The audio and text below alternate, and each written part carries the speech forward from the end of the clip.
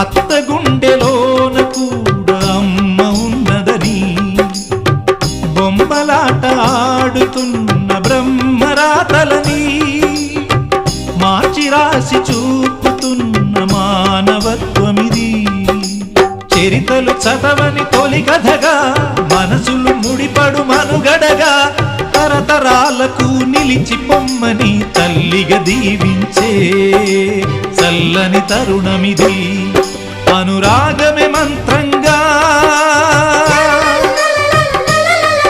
అనుబంధమే సూత్రంగా మమత కొలువులో జరుగు పెళ్లికి మంగళ వాయిద్యం పలికింది ఆహ్వానం. ఓ